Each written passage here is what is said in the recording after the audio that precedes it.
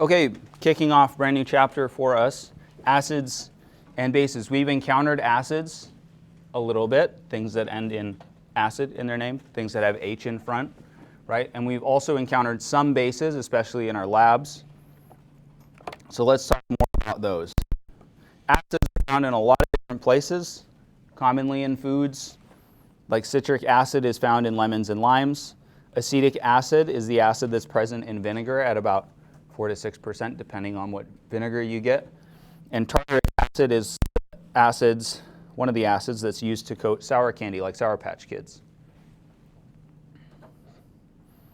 The way that acids work, the way that you taste acids, is that acids combine with saliva in your mouth and produce H+ ions. And these H+ ions react with protein molecules on your tongue and send an electrical impulse, a nerve impulse, telling your brain to taste sour.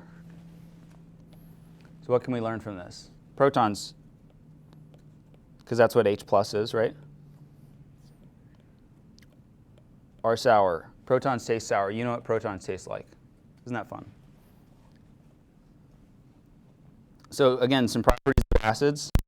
Acids have a sour taste and dissolve many metals. They also turn blue litmus paper red. I think that's a little bit less important. But they have a sour taste. Think lemons and limes. And they dissolve many metals. Not all metals, but many metals.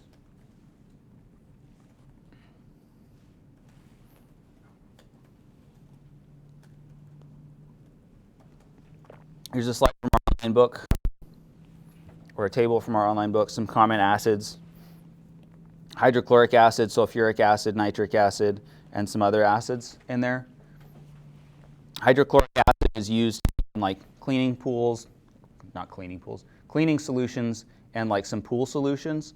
If you get like toilet bowl cleaner that says that it gets rid of rust stains, that's probably got hydrochloric acid in it. You can find it on the active ingredients on the backside. Sulfuric acid is commonly used in car batteries, like the lead acid car batteries, not the lithium ion car batteries. And it's also commonly used in agriculture to acidify drip lines, or if you've got like blueberries, something that needs acidic soil, they're likely using sulfuric acid to acidify the soil. Bases are the other side of the coin, the other thing we're going to be learning about. And bases have a bitter taste. Think coffee or poison. Hopefully you haven't tasted poison. Bases also have a slippery feel. And they turn red litmus paper blue, so that's the opposite of acids. I think we have a slide talking about the slippery feel later, so I'll talk about that then. That's one that I like to talk about. If we don't talk about it, somebody remind me, why are bases slippery? Bases show up in things like antacid tablets that you might take if you experience heartburn.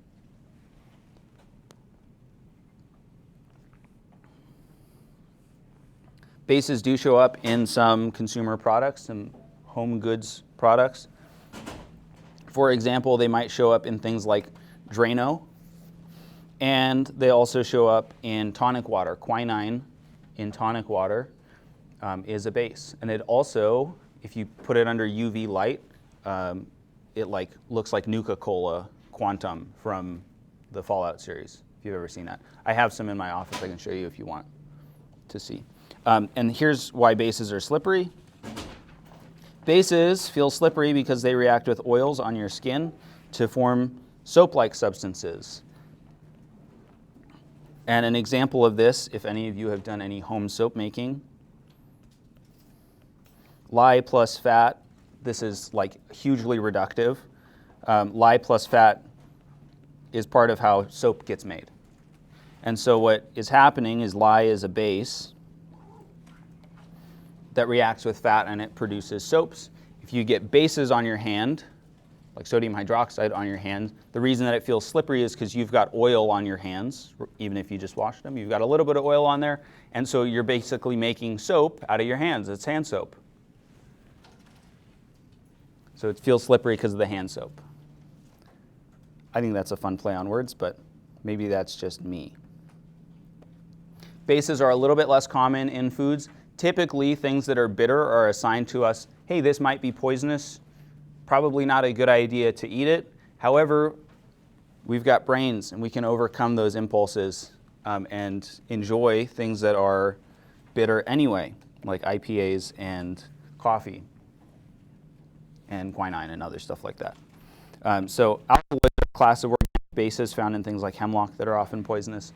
And so bitter is just like a warning that we've developed to keep from eating them. Some examples of bases, things like sodium hydroxide and potassium hydroxide and magnesium hydroxide and calcium hydroxide and aluminum hydroxide. Anyone noticing a theme? Hydroxide, yeah. And ammonia is also a base, and we'll learn about how ammonia is a base even though it doesn't have hydroxide in it. Hydroxide though, keep that in mind. We're going to learn a couple of definitions, not all of the definitions, but a couple of definitions for acids and bases. And the first one comes to us from Swede Svante Arrhenius, the Arrhenius definition. So this is one of our definitions. Don't fall in love with it too much, because we won't be using it for too long. But the Arrhenius definition is that an acid produces H+ ions in aqueous solution. So if you put it into water, that's an aqueous solution, and it produces H+, then it's an Arrhenius acid. HCl, hydrochloric acid, is a covalent compound. It doesn't contain ions. It's not ionic. If you add it into water, water tears it to shreds. It turns into H+, bad color, it turns into H+ and Cl-. So that H+ that it produces when it gets torn apart by water is what makes it an Arrhenius acid.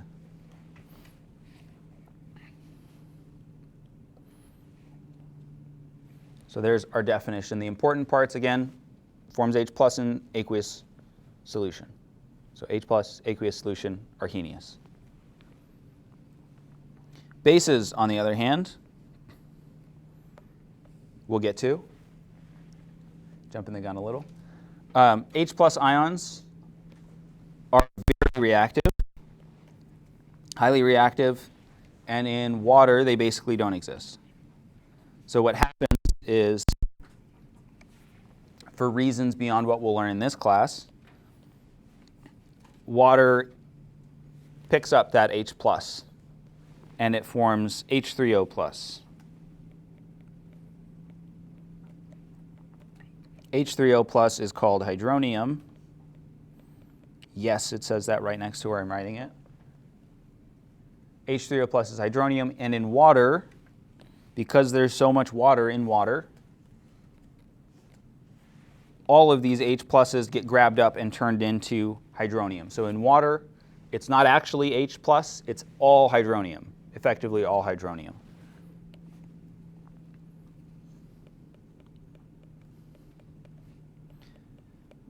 We will often use these two interchangeably, so if you see H+, you should know in your brain that it's actually H3O+, because we'll use them interchangeably. H+, however, shorter, fewer things to type, fewer things to write, and so we'll often just say H+ or protons.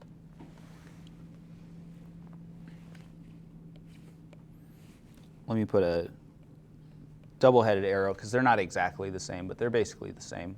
We'll use them interchangeably.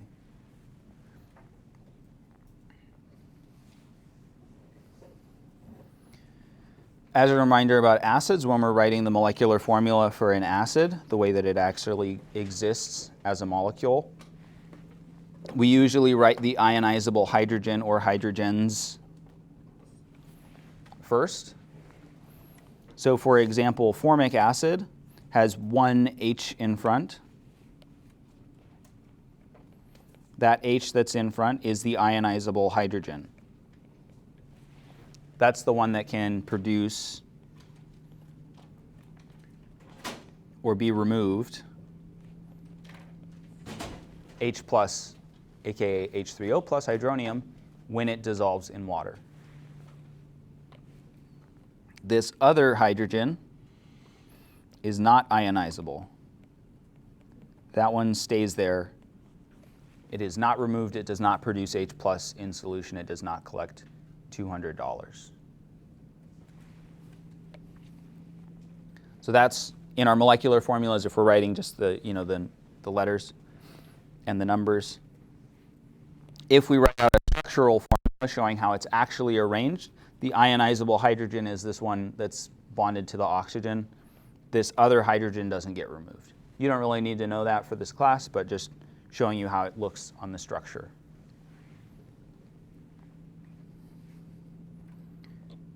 Do we have questions so far about acids? Confusions? So again, that first hydrogen, that's the one that's ionizable. That's the one that will come off. If there's multiple up front, those ones will come off. So you can have multiple up front. Okay, our definition for Arrhenius, for bases, we're producing hydroxide ions, OH minus ions, again, in aqueous solution. So a base produces hydroxide in aqueous solution under our Arrhenius definition. Again, we will be learning other definitions. One other definition. So sodium hydroxide, one of our bases, is an Arrhenius base because it produces OH minus ions when it's in solution. The OH minus ions do actually exist as OH minus ions. That's not like a euphemism for some other chemical. However, not everything that has an OH in it is a base. For example, methanol is not a base, even though it has an OH in it, because it's not ionic.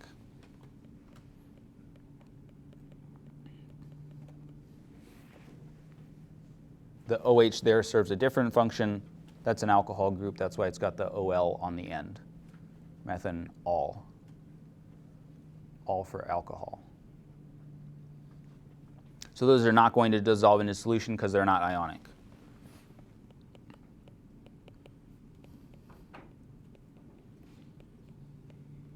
If it is ionic and it has a hydroxide in it, an OH in it, then it's probably a base.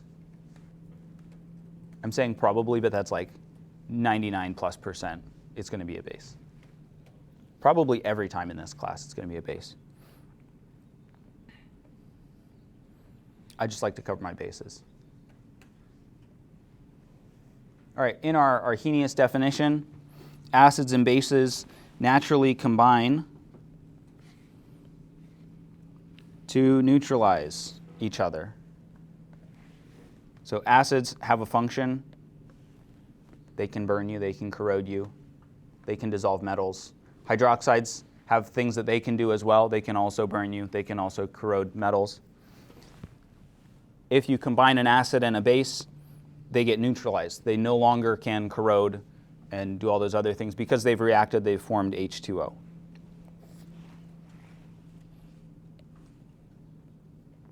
And this is our net ionic equation for like all acid-base neutralization equations. Arrhenius, however, does not work for all things that exhibit properties of acids and bases. So we need another definition. So this is what I was telling you, don't get too attached. And it also doesn't apply to non-aqueous solvents.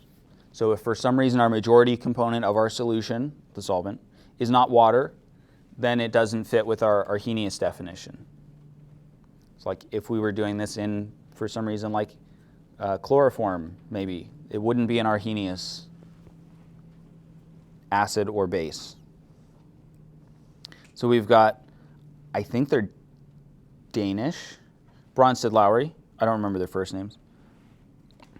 But two people came up with definitions. One of them might have been an American. I think Lowry might have been an American. The Bronsted-Lowry Bronsted-Lowry definition. So these are not completely replacing our Arrhenius definitions. They kind of coexist with our Arrhenius definitions, but we're generally going to be using our Bronsted-Lowry definitions. So an acid is a proton donor, H+, donor. To put it another way,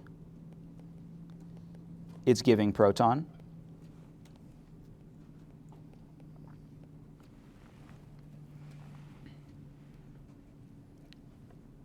And our base is a proton, again, that's an H+, acceptor.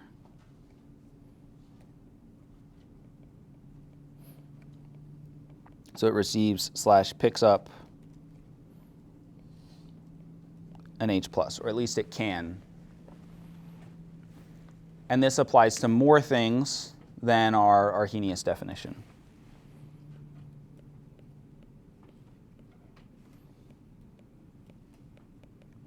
So it's got broader applications compared to our Arrhenius definition. So the focus is on our H+ ions, our protons.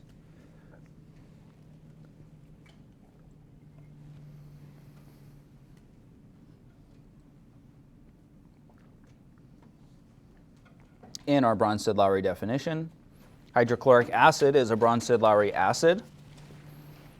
It's giving proton. It donates a proton to water.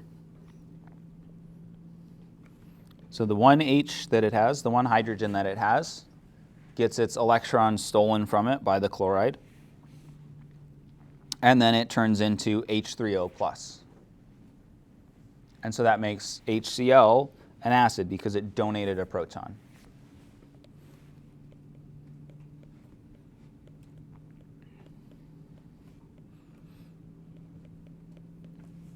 Donates a proton to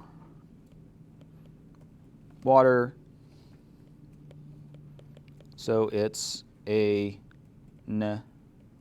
acid under Bronsted-Lowry.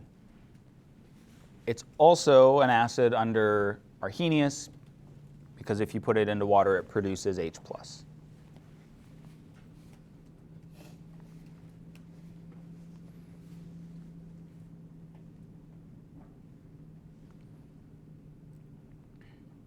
The Bronsted-Lowry definition also works with things like ammonia. Ammonia is a base.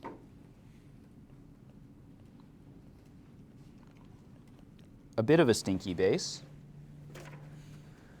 It doesn't contain OH, right?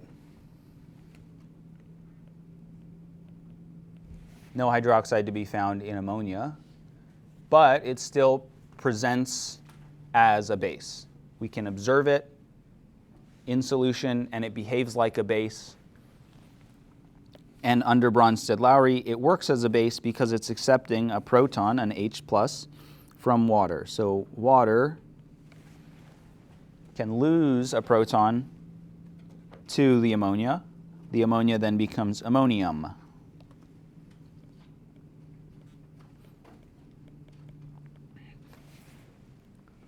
Where it's got that extra hydrogen on it. And we can also see that since we've taken one of those hydrogens, one of those protons off of water, now we've got hydroxide in solution, and so that's part of why we still see it present as a base when we dissolve it in solution. So it's indirectly producing hydroxide because it's pulling that H+ off of water. Do we have definitional questions? Acid-base questions?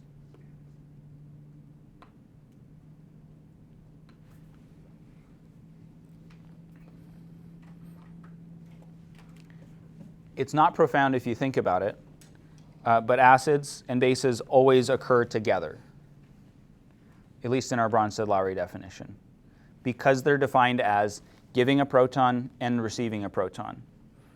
If you give away all your possessions, they have to go somewhere, right? You can't just or the example I like to say, we're doing some spring cleaning or something and found a bunch of clothes and I donated them to charity or donated them to, wherever. And if somebody asked me, oh, where'd you donate them? And I said, what do you mean? And looked at them like they were crazy, they would look at me like I'm crazy, because if you donate something, it has to go somewhere. So same for our protons.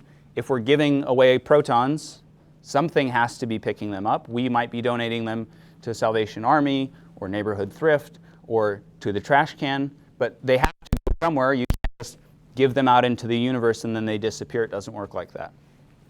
And the same thing is true for acids and bases. The protons, the H pluses, have to go somewhere.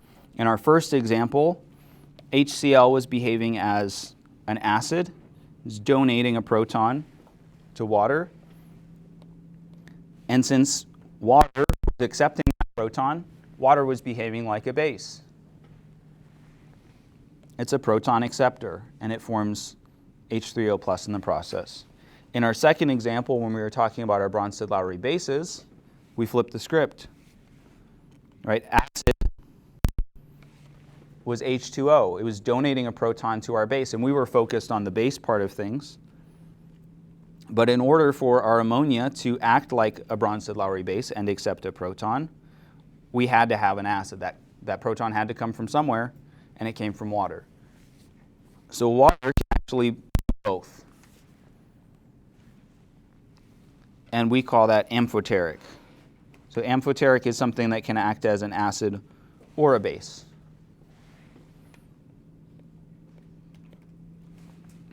It's not going to do them at the same time.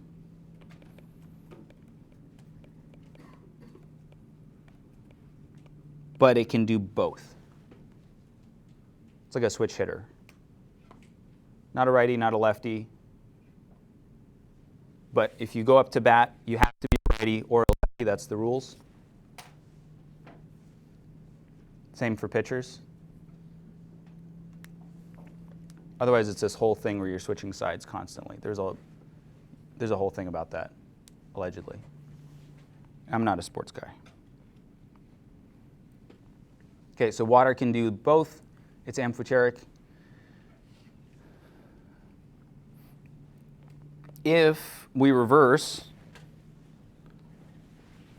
the behavior, if we reverse our equation, so we were looking at ammonia and water, those were on the left side, but it can actually go in the opposite direction as well. So some acid-base reactions will go backwards.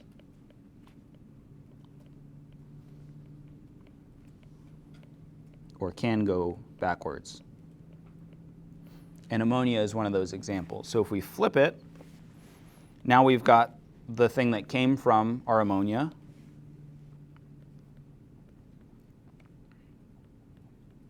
Right, we produce the NH4 plus from the ammonia. The ammonia is our base. And now this has an extra proton. It can give that proton back. It said, thank you for letting me borrow your proton. I'm going to go ahead and give it back to you. And now the hydroxide here, that came from water, and this is now acting like a base. It's also, it's just hydroxide. Hydroxide's a base. And so it can accept that back and then go to reform H2O. And so we would refer to the ammonium, the NH4 plus, and the NH3 as a conjugate acid-base pair. Conjugate acid-base pairs are confusing. They don't need to be confusing, but they just are for some reason. So our conjugate acid-base pair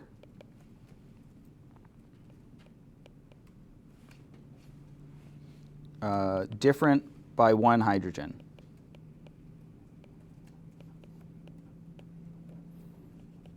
Different by transfer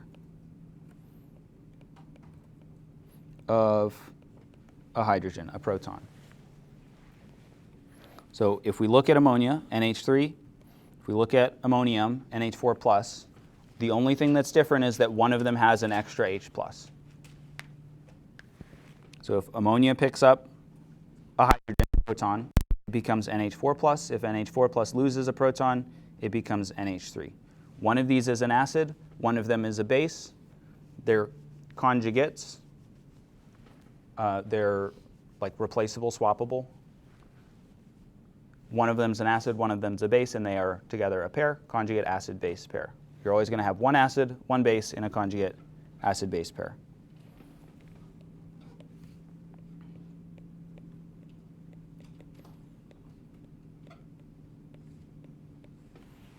It's never going to be two acids or two bases. It's always one acid, one base.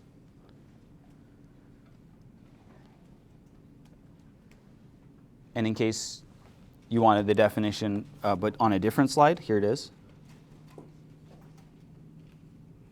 And I'm trying to remember if we've got an example problem here.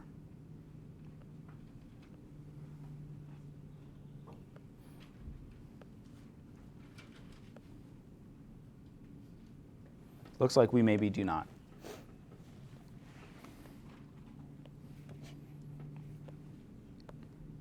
That's okay.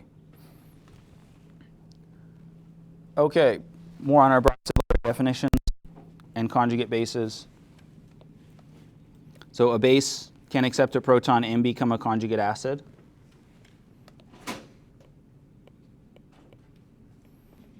So a base can turn into a conjugate acid. And an acid can turn into a conjugate base. Notice that we've got the three words, conjugate, acid, and base. They all show up in both of these. So our base gets paired up with the conjugate acid. It's always going to be the acid and the base on the left side and the conjugate base and acid on the right side. Our acid can turn into a conjugate base. Actually, I think we do have an example on the next slide.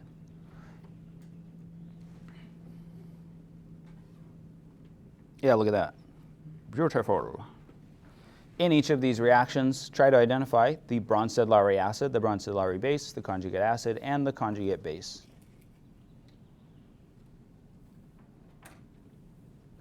So look for where the proton got swapped. One of them maybe lost a proton, one of them maybe gained a proton.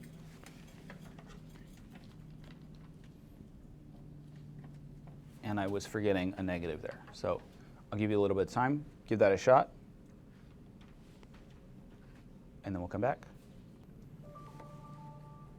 Okay, that was a little bit of time. Let's start with identifying our acids and our bases. We've got one acid, one base. We're looking at the left side of our equations for our acids and our bases. In our first one, A, which one of these two is our acid? It's the first one, right? We've got an H in front. That lets us know it's an acid. That's one of our signs. And it's an acid, right? It has to, that means it's giving up a proton. It's donating a proton. That proton has to go somewhere. Where does it go?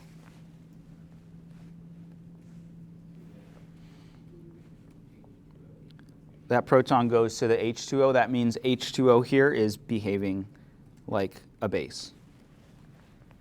And then to figure out our conjugates, which are on the right side, we've got a conjugate something and a conjugate something else. Which of these two, H3O plus or C2H3O2 minus, the left one or the right one, is the pair for our acid? Which one looks most like our acid? It's the right one, right? So that one's the one that's paired up with our acid. That means it's our conjugate base.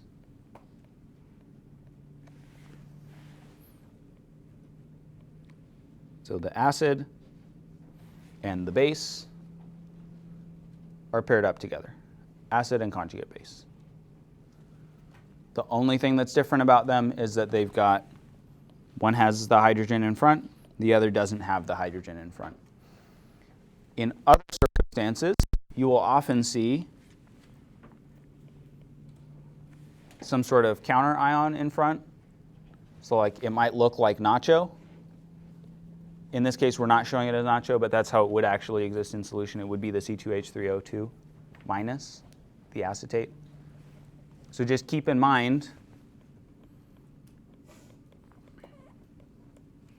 sometimes a counter ion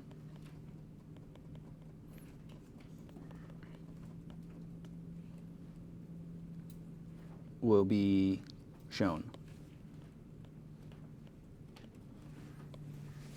It's like if this was reacting with some other thing in solution, then it might show up as NaC2H3O2 without the minus, just so that it's a neutral species in solution. That would be for our molecular equation. All right, and then H3O plus is the conjugate to the base, meaning that it's the conjugate acid. It's got an extra proton. It can give that proton away. Since it can give that proton away, that would mean that it's behaving like an acid, so it's the conjugate acid. It's not the conjugate to the acid, conjugate acid. Questions about that? Again, always pairing acid and conjugate base, base and conjugate acid. Not conjugate to the acid, not conjugate to the base. Conjugate acid, conjugate base. In B, which one of these looks like it might be our acid? H2O, why is it H2O?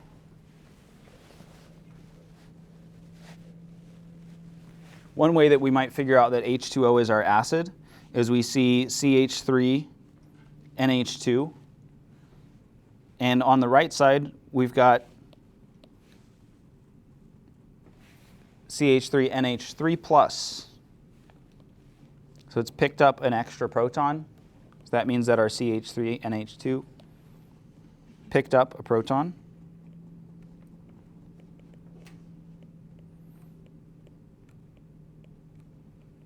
Picked up an H+, base behavior if I've ever seen it. And since that's our base, it must have gotten it from the water, so the water is the acid.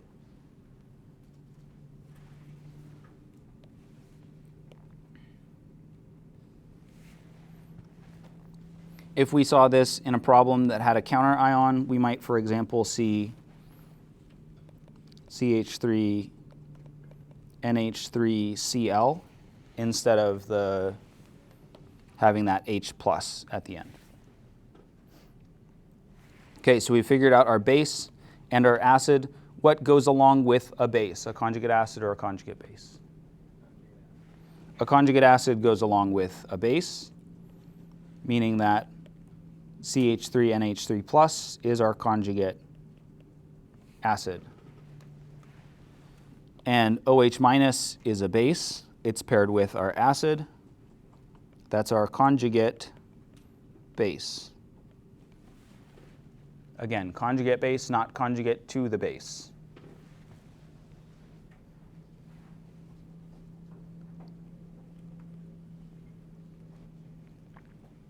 Questions about conjugates?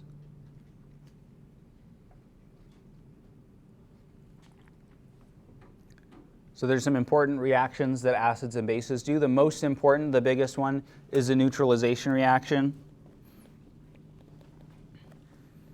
Acid plus base goes to water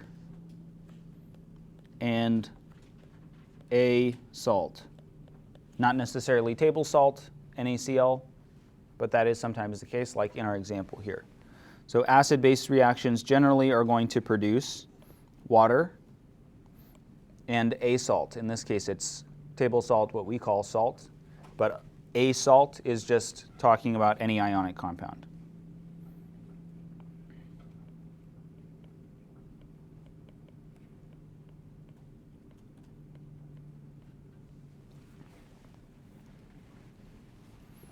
Our net ionic equation for many neutralization reactions, most neutralization reactions, is H+ plus OH- goes to H2O.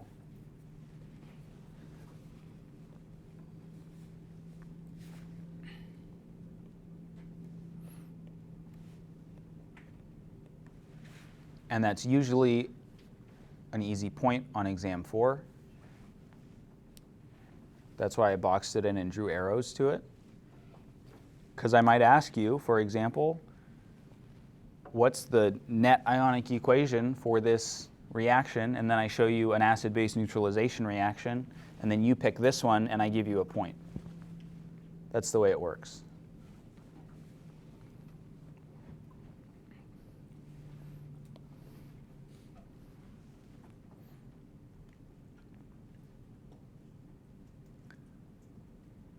So those are neutralization reactions. The reaction of acids with carbonates or bicarbonates,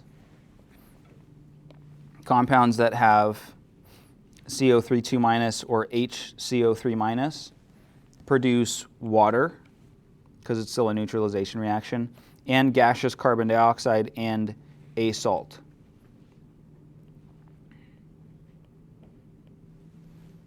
So the CO3 2- and the CO3-, the HCO3-, those will go on to produce CO2.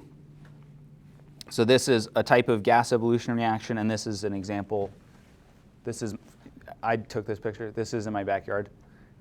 So I just put a bunch of baking soda, sodium bicarbonate, and vinegar in here, and then this was the best looking picture of the bunch. Lots of places online might tell you, hey, if you want a really deep clean stuff, add some baking soda and vinegar. And it looks impressive,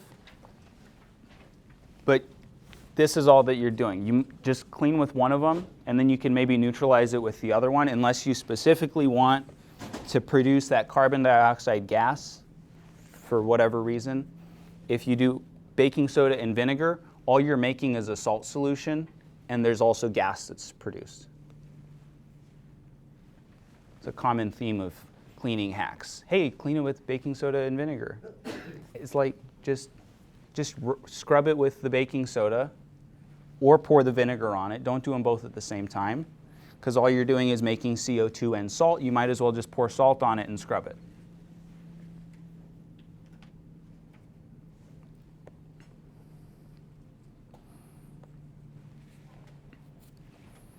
If we want to write neutralization reactions, we can do that. So let's write a molecular equation for the reaction that occurs between aqueous H2CO3 and aqueous NaOH. So to start, we can write both of our acid and our base,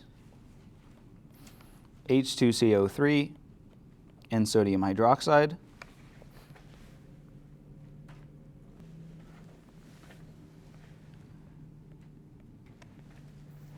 And these are going to go on to produce what? Who remembers what our products are for an acid-base neutralization reaction? A salt. And what? And water. So we're going to have water. And then what's going to be left over?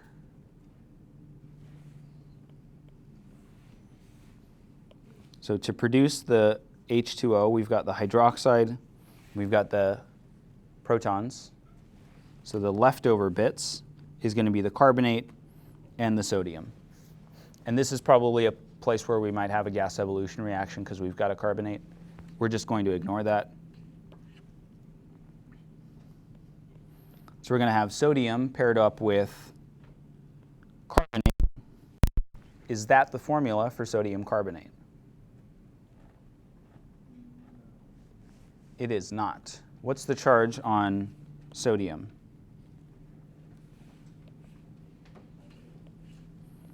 Sodium is normally Na+. Carbonate is CO3 what? It's not 1 minus. 2 minus, 2 negative. So if we do the important part of the crisscross, this is Na2CO3. You will not get the correct molecular equation, the correct balanced molecular equation, if you don't get this 2 there.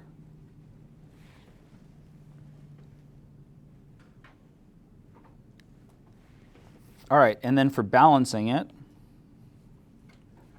this is a special type of double displacement reaction.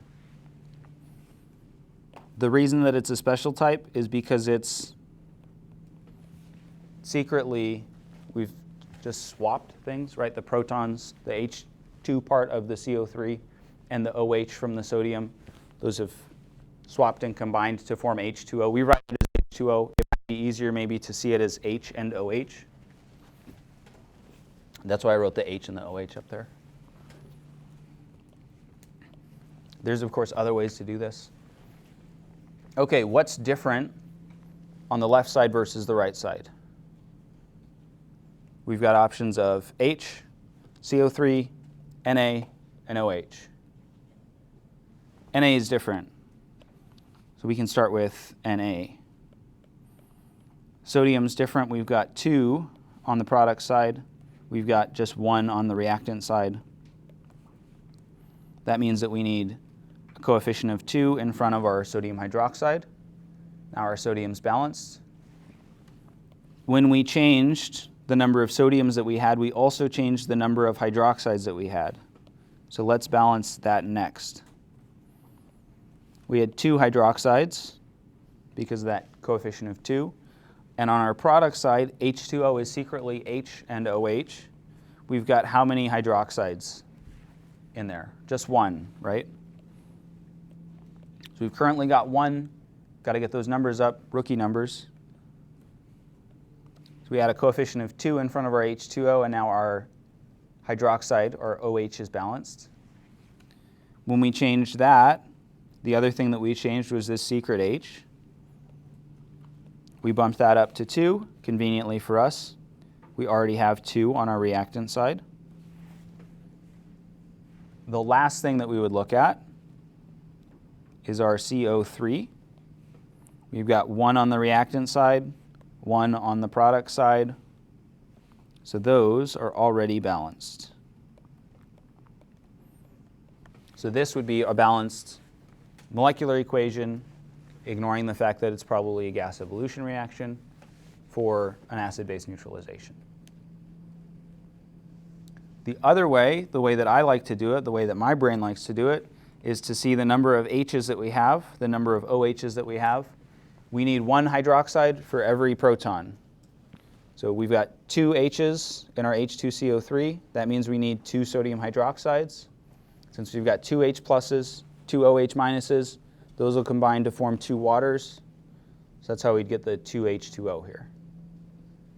That's what my brain does. If your brain can do that, if you're happy doing that way, that's cool with me.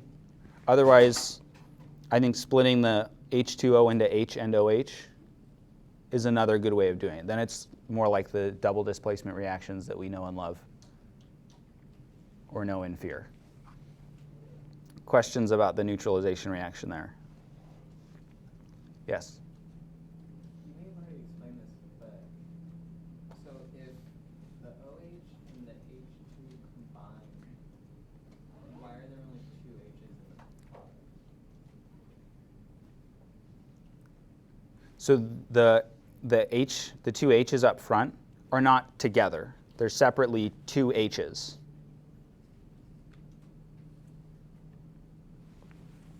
So like if we break this down all the way, we'd have 2 H plus and 1 CO3 2 minus. And so these 2 H pluses can go and react with the 2 OH minuses that will be produced by our 2 sodium hydroxides, and then that forms 2 waters. So one of the H's in the H2O is from the H plus, and the other one is from the OH minus, the hydroxide. Any other questions?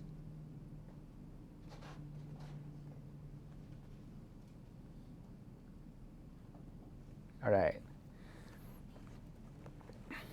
Acids can also dissolve metals. So for example, zinc can get dissolved by hydrochloric acid. Magnesium can get dissolved by hydrochloric acid. We've seen that in action. We did that in a lab, producing the hydrogen gas. So that can happen. Some metals do not readily react with acids. Examples being like platinum, gold, silver sometimes. The fancy metals. The way that acids react with metals is a little bit beyond the scope of the class. But the basic idea is that an acid and a metal produce hydrogen gas, H2, and a dissolved salt. That's good. Somebody screamed outside in case you couldn't hear that on the recording.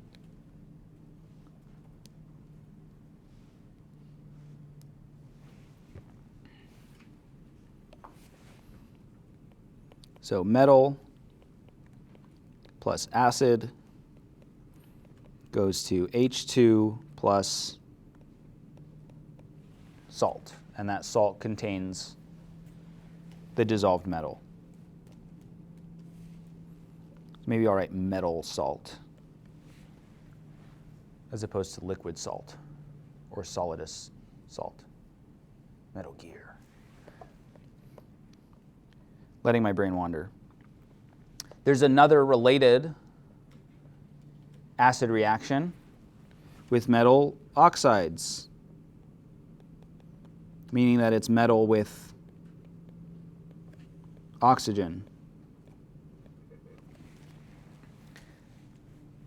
And these produce water and a dissolved salt. So we still have the metal salt, but now we've got water instead of what was our acid and metal.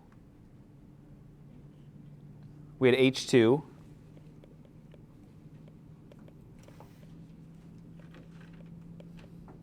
So we get H2 from a metal. If we've got a metal oxide,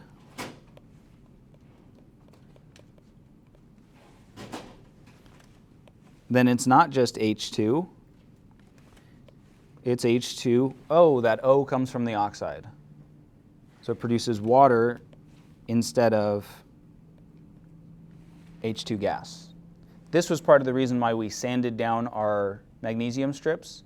If you don't sand down the magnesium strips, then we're going to have this metal oxide, the MgO, and that's going to produce water, and we wanted to produce H2 gas.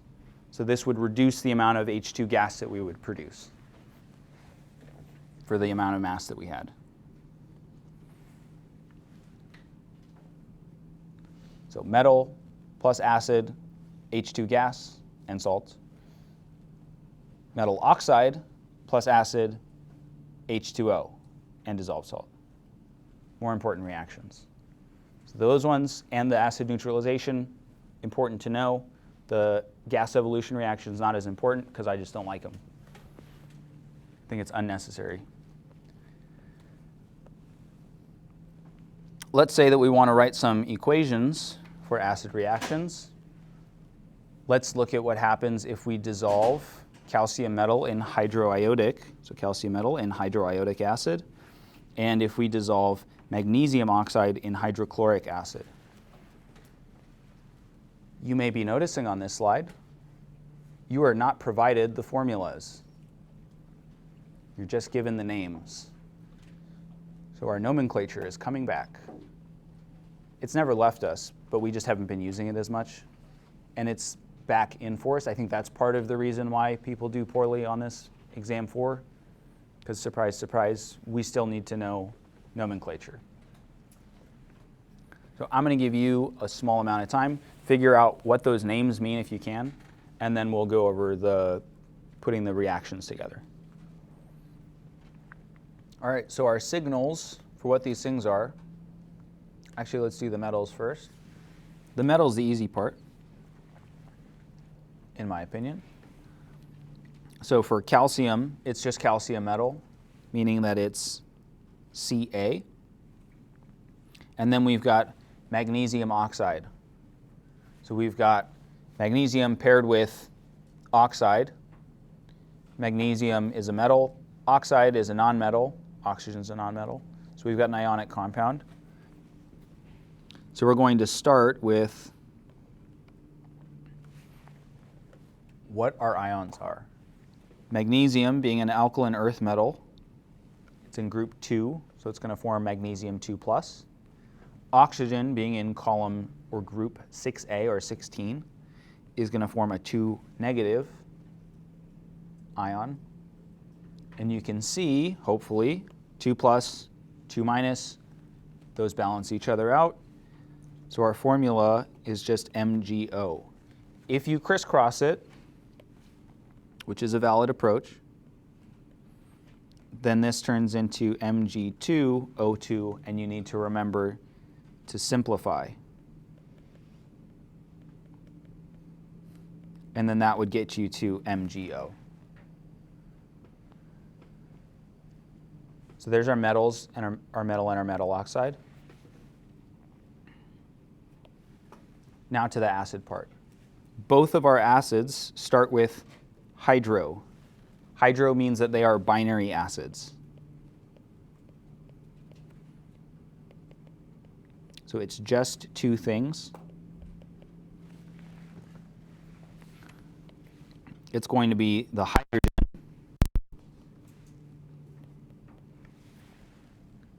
paired with the other thing. In this case, we've got iodic, iode being the base for iodine, I. Iodine's a halogen, it's a 7A, it's a 17. So it forms a 1 negative charge, so we only need one H in front to balance it out. Hydrochloric acid, the chlor is the base for chlorine.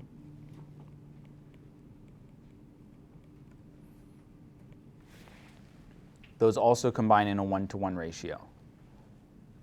So HI and Ca are our reactants in A. HCl and MgO are our reactants for the second one. Questions about getting to the reactants?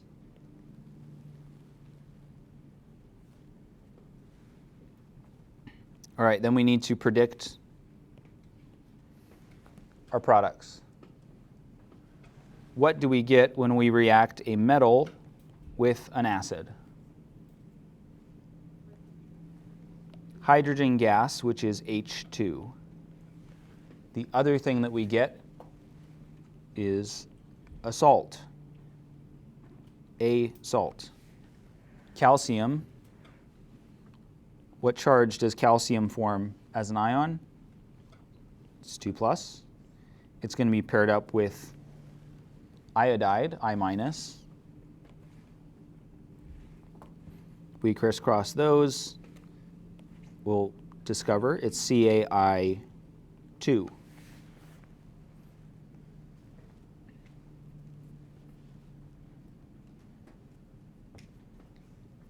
Are we done with A? Not quite, but we're very close. All that we need to do all that we have left to do is add a 2 in front of our HI to get everything to balance out. Because we've got 1 calcium, but we've got 2 iodides, 2 hydrogens, so we'll need a 2 in front of our HI. And then for B, we've got a metal oxide reacting with an acid. If a metal produces H2, then a metal oxide produces H2O.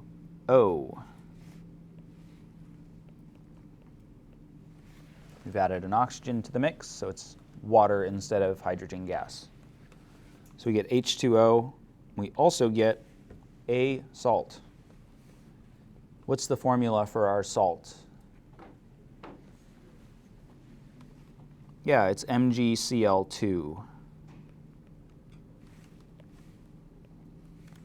That's again because we have magnesium as a 2+, and Cl as a 1 minus, so we crisscross or double up our chlorides, however you want to get there, so it's MgCl2.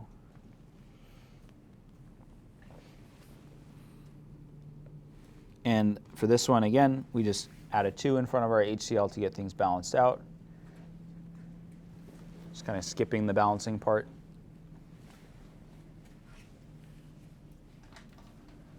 Questions about either of those? So these are two reaction types that you should know, as well as the acid-base neutralization.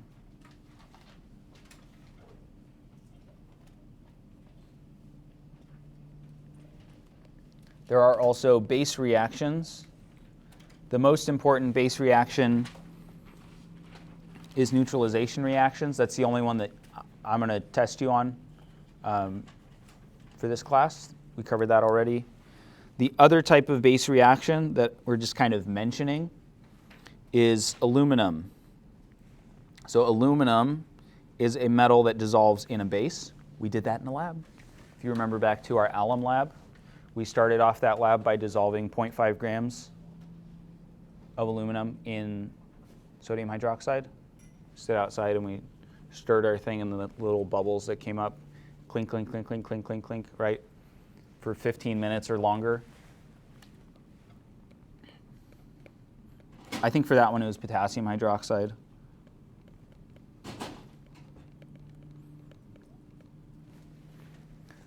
So that's kind of interesting, maybe. You don't need to know this reaction for the exam. If you go on to take Chem 1A and Chem 1B, this will come up again in Chem 1B. So you have that to look forward to. Okay, so that's our reactions. We also had our definitions. We've got some more definitions. Strong versus weak. So we've got strong and weak acids and bases. We're going to start with acids first. So strong acids, hydrochloric acid and hydrofluoric acid look very similar. They're both binary acids. They're both involving a halogen, chlorine and fluorine. They're right next to each other on the periodic table. There's a big difference between the two of them, though. HCl is a strong acid. A strong acid ionizes completely.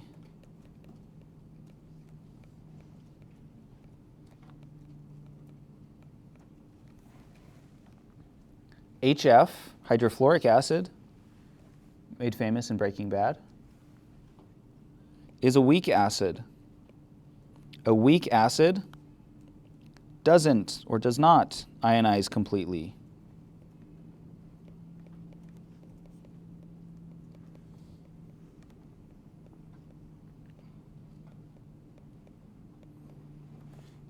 So if you put HCl into solution, if you dissolve it in water, and you were to zoom in on the atomic level, you would not see any HCl's present. You'd see a bunch of H pluses, aka H3O plus, hydronium.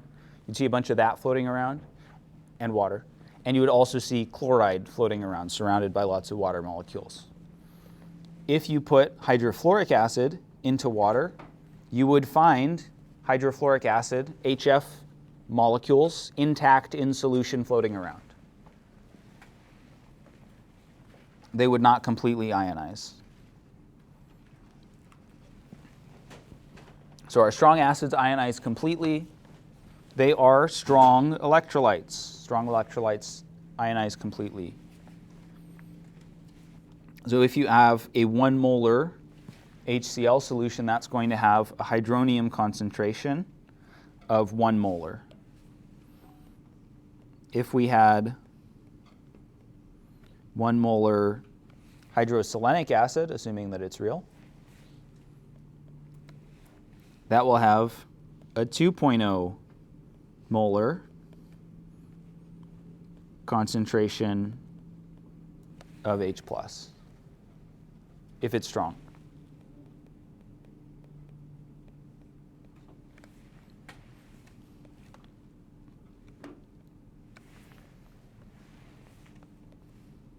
The reason that it would be 2 molar is that it's 2H plus for every one H2SE.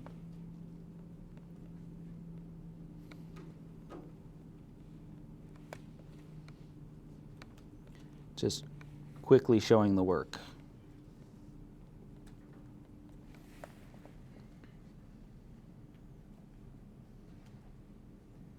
That might be important at some point. And then this, the brackets mean molar concentration of the thing inside it. I don't remember if we've talked about that yet.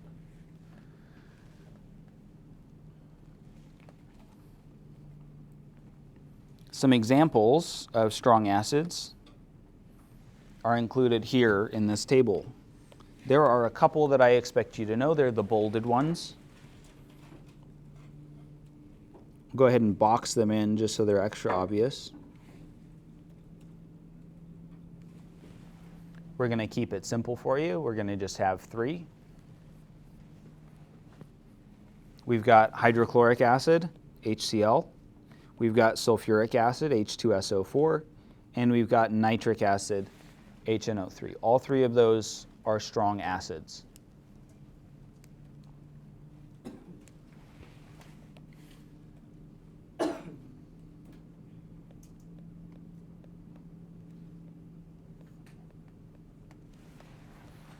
So the ones that are boxed in, the ones that are bolded are the ones that you should know. The other ones might also come up, like in the homework, for example. You don't need to have them memorized, though, for like the exam, for example. And sulfuric acid, H2SO4, it's got 2 hydrogens in front, meaning it's diprotic. It produces 2 protons in solution. Or it can produce 2 protons in solution.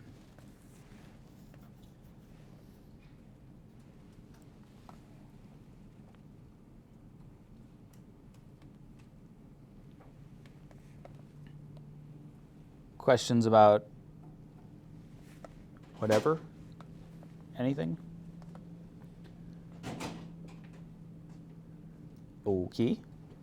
Our weak acids, like I was mentioning earlier, if you put a weak acid into solution, you will find intact molecular units, because it doesn't completely ionize. So some of them fall apart, some of them don't fall apart. In reality, they're falling apart and then putting themselves back together again, and then falling apart and putting themselves back together again. It's very relatable. But you will still find some ions in solution. You'll find some of the H+, which is really H3O+, and you'll find some of the F-, or whatever the anion part is in solution. So weak acids are weak electrolytes.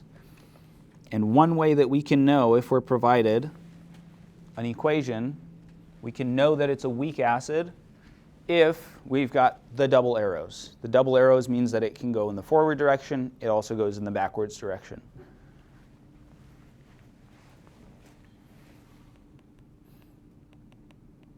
So this forward and backwards indicates a weak acid. It's a reversible reaction. So it goes in the forward direction. It also goes in the backwards direction.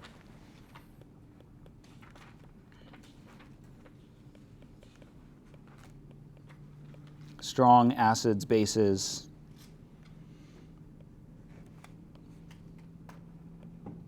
have only one arrow.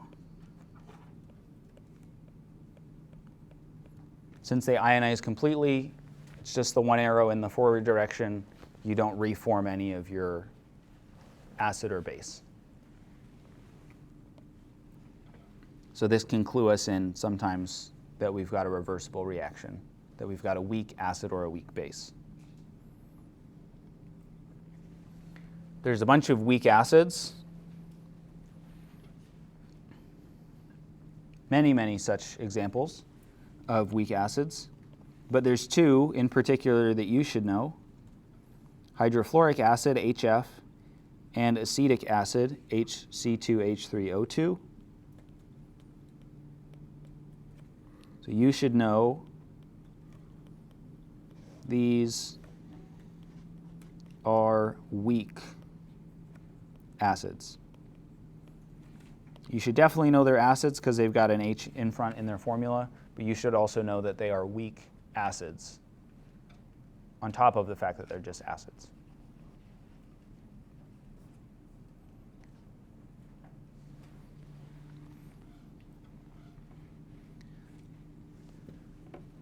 Another point that I think is interesting that I, for some reason, always end up putting a question about, I feel like it's every semester I put a question about this, even though it's probably not that important. Sulfuric acid is diprotic. The way that diprotic acids work is they lose one proton, and then in a second step they'll lose the other proton. So H2SO4, sulfuric acid, this one's strong.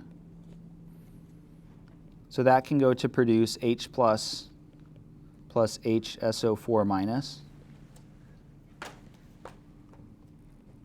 Possibly interesting.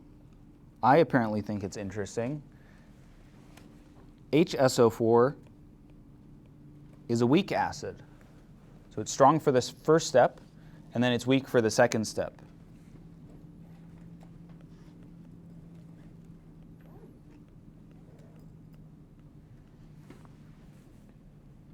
So that might be good to know for a point.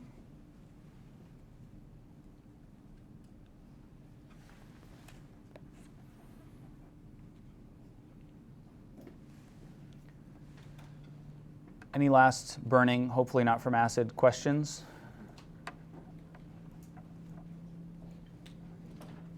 Okay, that'll do it for the first half-ish of acids and bases. We'll pick up there next week.